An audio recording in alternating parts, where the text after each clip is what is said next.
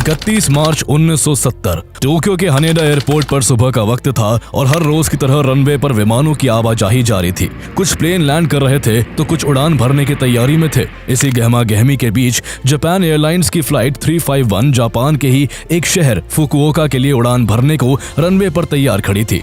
ये एक Boeing 727 plane था जिसमें 122 पैसेंजर्स और 7 क्रू मेंबर्स को मिलाकर कुल 129 लोग सवार थे।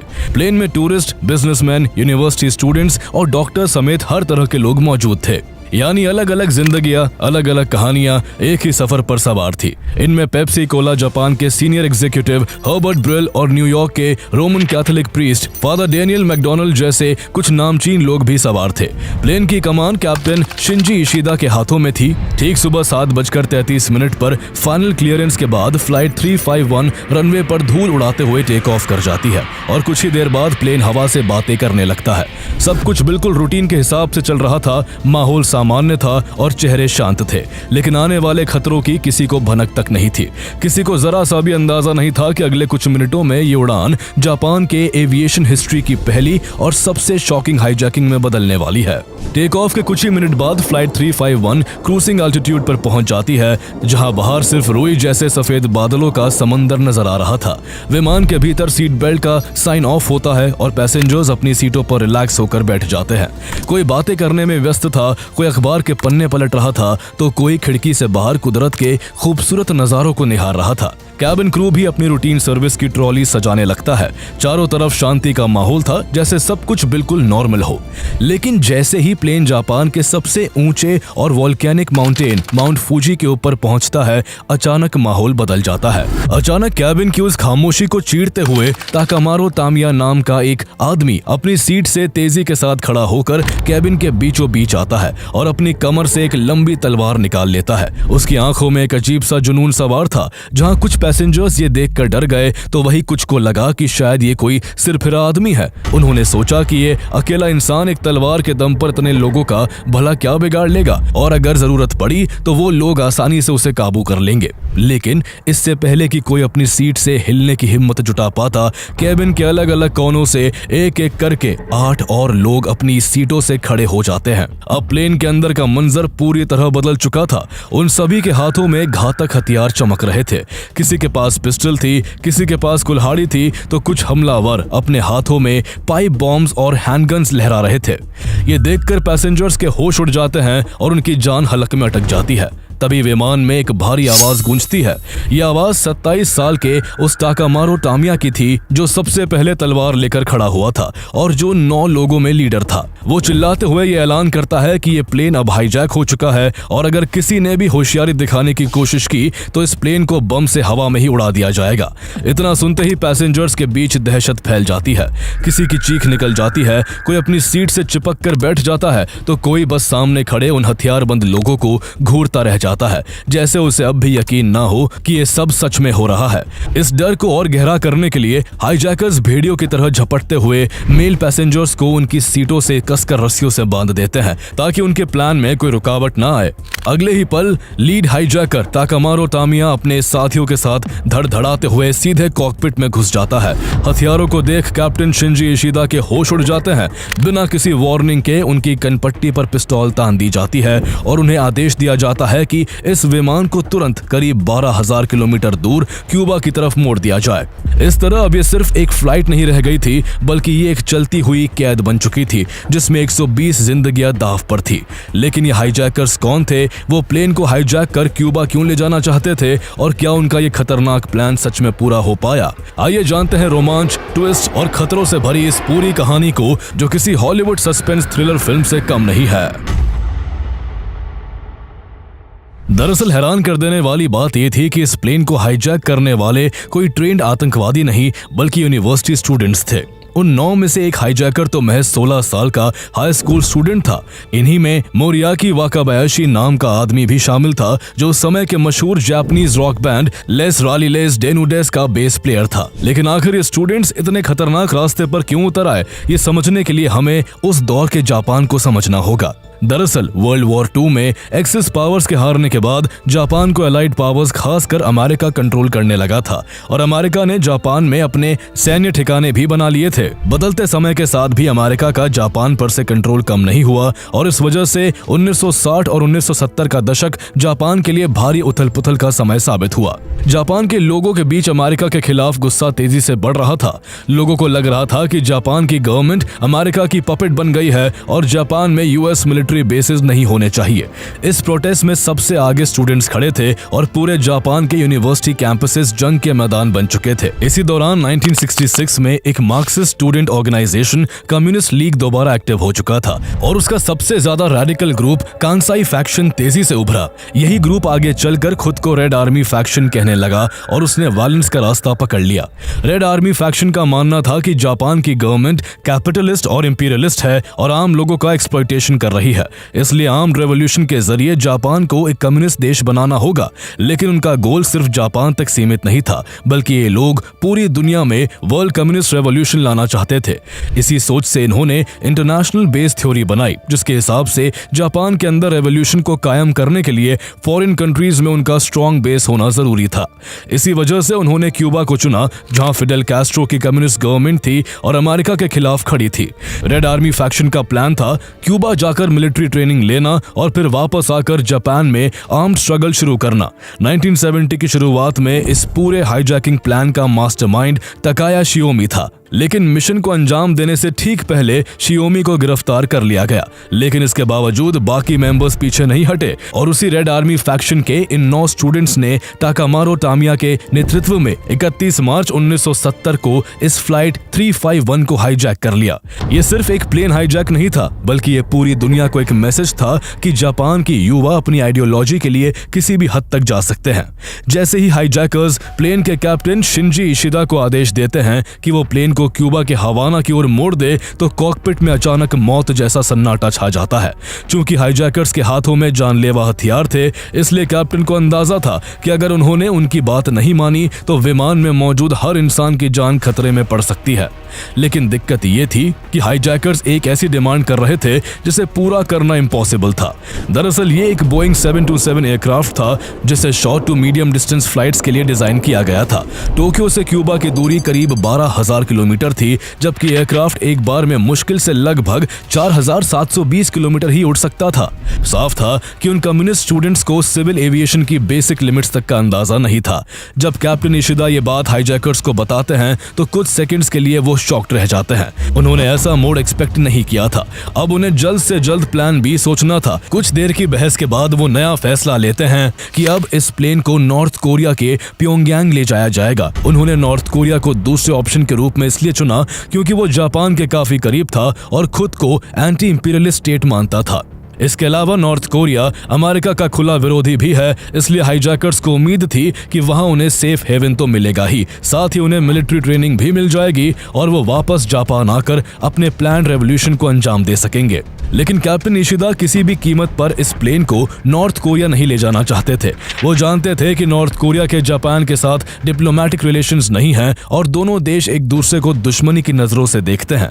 इसलिए अगर एक बार विमान वहां पहुंच जाता तो पैसेंजर्स को वापस लाना काफी मुश्किल हो जाता।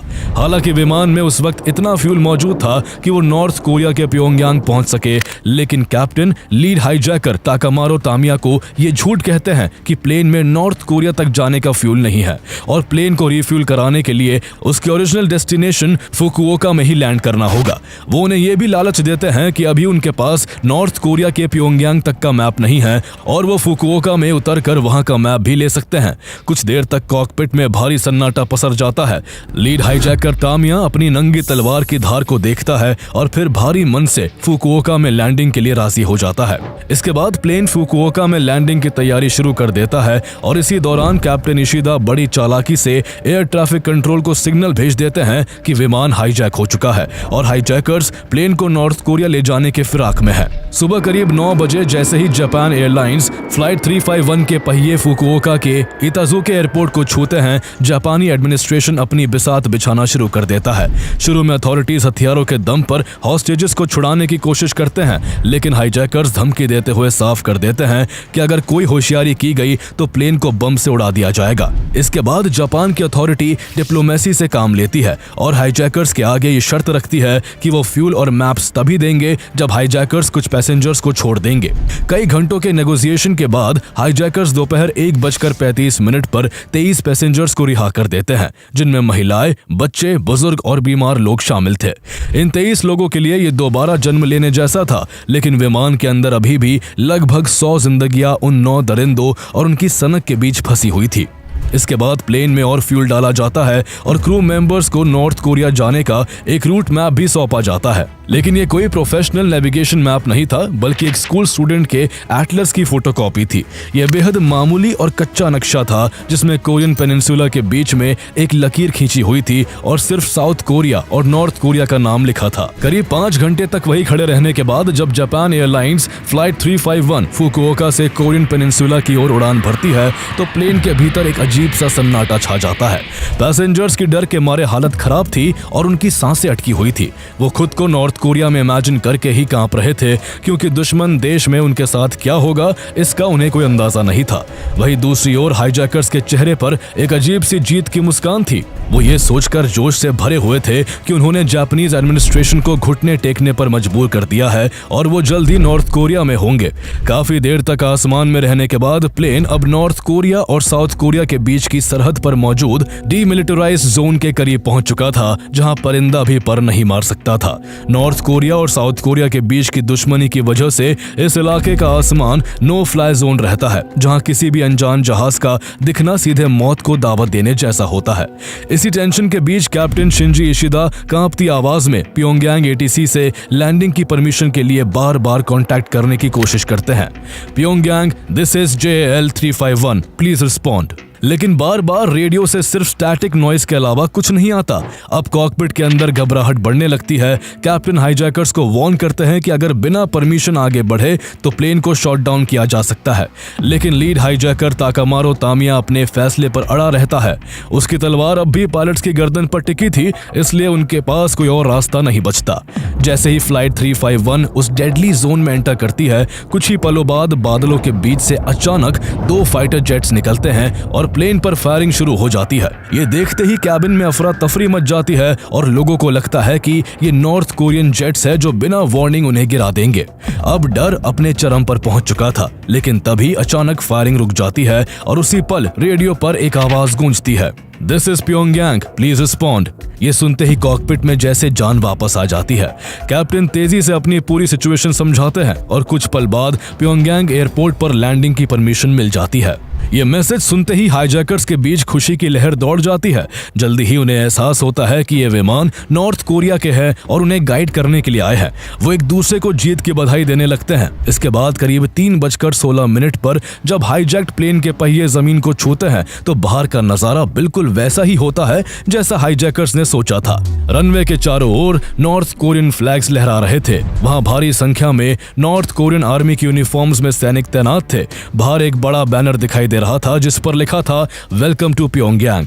कुछ महिलाएं नॉर्थ कोरिया की ट्रेडिशनल ड्रेसेस पहने हुए फ्लावर्स लेकर उनके वेलकम के लिए खड़ी थी और कुछ बच्चे नॉर्थ कोरियन देशभक्ति के गीत गा रहे थे। इसके अलावा जैसा कि आमतौर पर नॉर्थ कोरिया जैसी क्लोज कंट्री में होता है, वहां रनवे पर ज्यादा फ्लाइट्स नजर नहीं आ रही थी। तभी लाउडस्पीकर पर एक अनाउंसमेंट गूंजती है, ये ग्रेट लीडर किम इल संग के नेतृत्व वाला Democratic People's Republic of Korea है, जो उन रेवोल्यूशनरीज का स्वागत करता है जो जापानीज इंपीरियलिज्म के खिलाफ लड़ रहे हैं।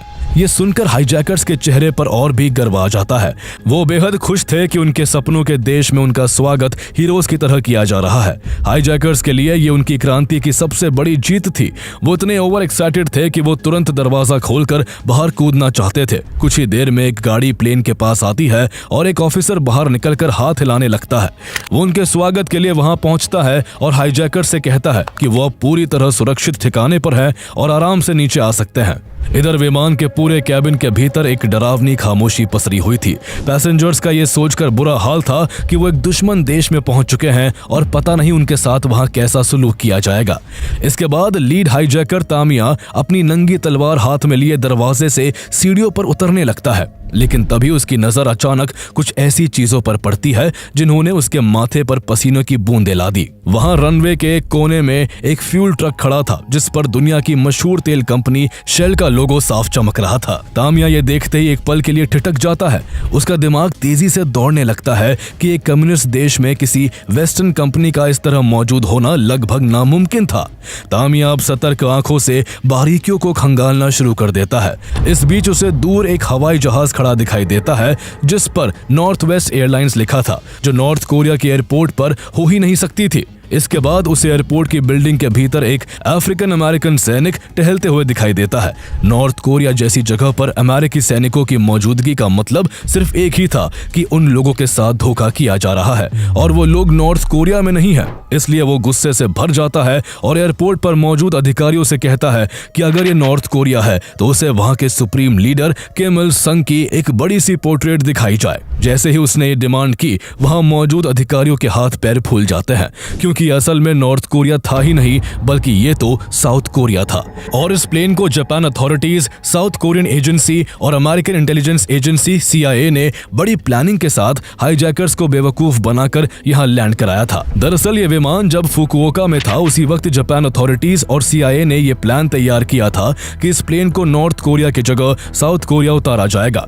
इसलिए उन्होंने जानबूझकर पायलट्स को ऐसा मैप दिया था जिसमें नॉर्थ कोरिया के प्योंगयांग जाने के कोऑर्डिनेट्स नहीं थे, बल्कि उस नक्शे के साथ जापानीज अथॉरिटीज ने चुपके से कोने में एक सीक्रेट कोड लिख दिया था जिस पर मॉनिटर 1 to 1.5 MC लिखा हुआ था। सिविल एविएशन में 1 to 1.5 MC इमरजेंसी फ्रीक्वेंसी होती है। उसके साथ अटैच्ड नोट में साउथ कोरिया के सोल में लैंडिंग के इंस्ट्रक्शंस दिए गए थे। कैप्टन शिंजी इशिदा अथॉरिटीज के इशारे को तुरंत समझ गए थे और उन्होंने तुरंत इस फ्रीक्वेंसी को सेट कर लिया था और पूरे रास्ते वो बस ड्रामा करते रहे जैसे वो सचमुच नॉर्थ कोरिया जा रहे हैं। इसके बाद बड़ी चालाकी से सोल के गिम्पो एयरपोर्ट और उसके आसपास सब जगहों को इस तरह से मॉडिफाई किया गया कि सब कुछ नॉर्थ कोरिया जैसा लगे। यहाँ तक कि जिन फाइटर जेट्स ने उस प्लेन पर फायर किया था वो भी साउथ कोरिया के ही जेट्स थे, जो नॉर्थ कोरिया जैसा डर दिखाकर इस ब्लफ को और भी ज्यादा ऑथेंटिसिटी दे रहे थे। लेकिन इतनी सारी तैयारी के बावजूद वो नॉर्थ कोरिया के डिक्टेटर किम इल संग की बड़ी पोर्ट्रेट रखना भूल गए थे। इसलिए जब तस्वीर को एयरपोर्ट पर लाने में काफी ज्यादा समय लगा, तब तक हाईजैकर्स का शक यकीन में बदलता जा रहा था। इस बीच एक हाईजैकर ने वहां खड़े एक सोल्जर से इंग्लिश में पूछा कि क्या ये सोल है, तो घबराहट और जल्दबाजी में उसके मुंह से यस निकल गया। यानी शक की अब कोई गुंजाइश नहीं बची थी। वो अब जान चुके थे कि वो अब साउथ कोरिया में हैं और जिस एयरपोर्ट को नॉर्थ कोरिया के प्योंगयांग की तरह सजाया गया है वो असल में सोल का गिम्पो एयरपोर्ट है। धोखा खाने के बाद गुस्से से तमतमाते हुए हाईजैकर्स का लीडर तामिया दहाड़ते हुए चिल्लाया, वापस जाओ, दरवाजा बंद करो, ये नॉर्थ कोरिया नहीं साउथ कोरिया है। प्लान को फेल होता देख साउथ कोरियन अथॉरिटीज ने अपना सिर पकड़ लिया। इतनी मेहनत और शानदार प्लानिंग महज एक तस्वीर की वजह से फेल हो गई। इसके बाद हाईजैकर्स फौरन अपने हथियार कैप्टन शिंजी इशिदा की तरफ तान देते हैं और प्लेन को तुरंत नॉर्थ कोरिया के लिए टेक ऑफ करने का आदेश देते हैं। लेकिन यहाँ एक नई दिक्कत सामने आ जाती है। दरअसल यहाँ लैंडिंग करते वक्त टेक्निकल प्रॉब्लम्स की वजह से विमान के इंजन बंद हो चुके थे और उन्हें दोबारा स्टार्ट करने के लिए ऑक्सिलरी स्टार्टर की जरूरत थी। लेकिन साउथ कोरियन गवर्नमेंट इसे देने से साफ इनकार कर देती है।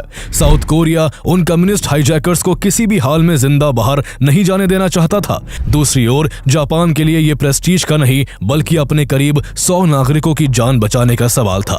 जापानी अधिकारियों को डर था कि अगर साउथ कोरियन सोल्जर्स ने कोई कदम उठाया तो एक भी मुसाफिर जिंदा नहीं बचेगा। इस खींचतान के बीच देखते ही देखते करीब 20 घंटे से भी ज्यादा का समय गुजर जाता है और इससे हाईजैकर्स का गुस्सा 7वें आसमान पर पहुंच जाता है। कैबिन के अंदर बैठे पैसेंजर्स की हालत अब बेकाबू होने लगी थी। मानसिक तनाव के साथ साथ भूख और प्यास ने उन्हें तोड़ दिया था। उनके हाथ पैर इतनी कसकर बांधे गए थे कि सुन्न पड़ चुके थे। ऊपर से हाईजैकर्स ने प्लेन की पूरी बिजली बंद करवा दी थी, जिससे AC ठप हो चुका था और अंदर घुटन इतनी बढ़ गई थी कि सांस लेना मुश्किल हो रहा था। हाईजैकर्स के हथियारों का डर, पसीने से भीगे चेहरे, दम घुटने जैसे हालात और बाथरूम से उठती बदबू ने ऐसा मंजर बना दिया था कि हर गुजरता पल लोगों को मौत के और करीब ले जा रहा था। इधर बाहर डिप्लोमेटिक स्टेज पर भी डेडलॉक खत्म होने का नाम नहीं ले रहा था। गिम्पो एयरपोर्ट पर जापान और साउथ कोरिया के टॉप ऑफिशियल्स आमने सामने थे। जापान की तरफ से मिनिस्ट्री ऑफ ट्रांसपोर्ट के vice minister Shinjiro Yamamura, transport minister Tomisaburo Hashimoto और एम्बेसडर मासाहिदे कानेयामा मौजूद थे। वहीं साउथ कोरिया की तरफ से defence minister Jeong Rae Hyeok, transport minister Baek Seon Yeop और home minister Park Kyung Won मोर्चा संभाले हुए थे। पूरी दुनिया की नजर अब वहां हो रही हर एक हलचल पर टिकी हुई थी। काफी घंटों के बाद भी जब बातचीत किसी नतीजे पर नहीं पहुंची तो हाईजैकर्स ने लास्ट वार्निंग दे दी कि अगर तुरंत उड़ान भरने की इजाजत नहीं मिली तो वो इस प्लेन को बॉम्ब से उड़ा देंगे। मौत की सीधी धमकी ने जापानी सरकार को हिला कर रख दिया। इसी नाजुक मोड़ पर जापान के मिनिस्ट्री ऑफ ट्रांसपोर्ट के वाइस मिनिस्टर शिंजिरो यामामूरा ने एक ऐसा फैसला लिया जिसने पूरी दुनिया को सन्न कर दिया। उन्होंने खुद को एक सब्स्टिट्यूट हॉस्टेज के तौर पर पेश करने का प्रपोजल रखा और कहा कि अगर हाईजैकर्स सभी पैसेंजर्स को रिहा कर देते हैं तो वो खुद उनकी जगह हॉस्टेज बनकर उनके साथ नॉर्थ कोरिया जाने को तैयार है। ये एक बहुत बड़ा और खतरनाक दाव था जिस पर शुरू में आतंकियों को शक हुआ, लेकिन 50 से ज्यादा घंटों तक उस एयरपोर्ट पर फंसे रहने और कोई दूसरा रास्ता ना दिखने की वजह से आखिरकार हाईजैकर्स इस सौदे के लिए राजी हो जाते हैं। इसके बाद एक एक करके सभी पैसेंजर्स को प्लेन से उतारा जाता है और करीब 3 दिन तक मौत के साए में जीने के बाद जब वो बाहर निकलते हैं तो कोई खुशी से रो रहा होता है, कोई गले लग रहा होता है और किसी की आंखों में अब भी वो खौफ साफ नजर आ रहा होता है जो उन्होंने अंदर झेला था। इसके बाद उन सभी पैसेंजर्स को एक स्पेशल DC-8 एयरक्राफ्ट के जरिए फुकुओका भेज दिया जाता है। इसके बाद 3 अप्रैल की शाम करीब 6 बजे हाईजैकिंग शुरू होने के पूरे 79 घंटों बाद ऑक्सिलरी स्टार्टर की मदद से प्लेन के इंजन्स दोबारा चालू किए जाते हैं और फ्लाइट 351 गिम्पो एयरपोर्ट से अपनी आखिरी उड़ान भरती है। इस बार विमान में कुल 13 लोग सवार थे, जिनमें 9 हाईजैकर्स, 3 क्रू मेंबर्स और अपनी जान की बाजी लगाने वाले वाइस मिनिस्टर शिंजिरो यामामूरा शामिल थे। करीब 1.25 घंटे के सफर के बाद आखिरकार शाम 7:20 पर यह विमान नॉर्थ कोरिया के मिरिम एयरपोर्ट पर लैंड करता है। हाईजैकर्स अपनी मंजिल तक पहुंच चुके थे, लेकिन यामामूरा और क्रू मेंबर्स के लिए असली परीक्षा अब नॉर्थ कोरिया की उस अनजान बंद दुनिया में शुरू होने वाली थी। विमान लैंड होने के बाद नॉर्थ कोरियन ऑफिशियल्स ने एक सख्त शर्त रखी कि सभी हाईजैकर्स को अपने हथियार विमान के भीतर ही छोड़कर निहत्थे बाहर आना होगा। जैसे ही आतंकियों ने अपने हथियार सरेंडर किए, एक ऐसा सच सामने आया जिसने पूरी दुनिया को हैरान कर दिया। जिन पिस्टल्स, पाइप बॉम्ब्स, तलवारों और हैंडगन से प्लेन को हाईजैक किया गया था वो नकली थे। उनके पास सिर्फ कुल्हाड़ी ही असली थी, यानी हाईजैकर्स ने नकली हथियारों और अपने कॉन्फिडेंस के दम पर इतिहास की सबसे बड़ी हाईजैकिंग्स में से एक को अंजाम दे दिया था। उन्हें कस्टडी में लेने के बाद जापान के वाइस मिनिस्टर शिंजिरो यामामूरा को उम्मीद थी कि नॉर्थ कोरिया उन्हें जेल में डालेगा, लेकिन ऐसा कुछ नहीं हुआ। उल्टा नॉर्थ कोरिया ने उन्हें असाइलम दे दिया। वहीं दूसरी तरफ जापान के क्रू मेंबर्स और यामामूरा के साथ नॉर्थ कोरियन अथॉरिटीज का रवैया काफी सख्त रहा। लंबे इंटरनेशनल प्रेशर के बाद नॉर्थ कोरिया क्रू मेंबर्स और यामामूरा को वापस जापान भेजने के लिए तैयार हुआ और आखिरकार ये सभी लोग सुरक्षित जापान लौट आए। यामामूरा की बहादुरी ने उन्हें जापान में हीरो बना दिया और उनका पॉलिटिकल करियर नई ऊंचाइयों पर पहुंच गया। आगे चलकर वो जापान के minister of agriculture, forestry and fisheries के साथ साथ मिनिस्टर ऑफ ट्रांसपोर्ट जैसे इंपॉर्टेंट पदों पर रहे। उनकी जिंदगी में सब कुछ बहुत अच्छा चल रहा था, लेकिन किस्मत ने साल 1992 में एक दर्दनाक मोड़ लिया और उनकी दूसरी बेटी जो मेंटल इलनेस से जूझ रही थी, उसने चाकू मारकर उनकी हत्या कर दी। उधर नॉर्थ कोरिया पहुंचने के बाद हाईजैकर्स को लगा था कि अब उन्हें मिलिट्री ट्रेनिंग मिलेगी और वो जापान लौटकर रेवोल्यूशन को अंजाम देंगे, लेकिन हकीकत बिल्कुल अलग थी। शुरुआत में उन्हें इंटरनेशनलिस्ट कॉमरेड्स कहकर सम्मान जरूर दिया गया, लेकिन धीरे धीरे उनकी क्रांति की आग ठंडी पड़ गई। उन्हें प्योंगयांग के पास एक खास जापानीज विलेज में बसाकर वही सीमित कर दिया गया, जहां वो नॉर्थ कोरिया के सख्त नियमों के बीच जिंदगी गुजारने लगे। कुछ ने वही अपनी पूरी जिंदगी काट दी, कुछ वहां से भागने में कामयाब हो गए, जबकि एक हाईजैकर ताकेशी ओकामोटो भागने की कोशिश में अपनी पत्नी समेत मारा गया। इनमें से कुछ लोगों ने बाद में अपनी गलती भी स्वीकार की। जापानीज रॉक बैंड लेस रालिजेस डेनुडेस के बेसिस्ट मोरियाकी वाकाबयाशी ने एक इंटरव्यू में माना कि उनका ये कदम सेल्फिश और चाइल्डिश था और वो क्रांति के जुनून में अंधे हो गए थे। ये पूरी घटना आज भी एविएशन हिस्ट्री की सबसे शॉकिंग हाईजैकिंग्स में गिनी जाती है, जहां नकली हथियारों और साइकोलॉजिकल प्रेशर के दम पर एक पूरी फ्लाइट को कंट्रोल कर लिया गया। इस पूरी घटना को 2025 की south Korean film good news में भी दिखाया गया है।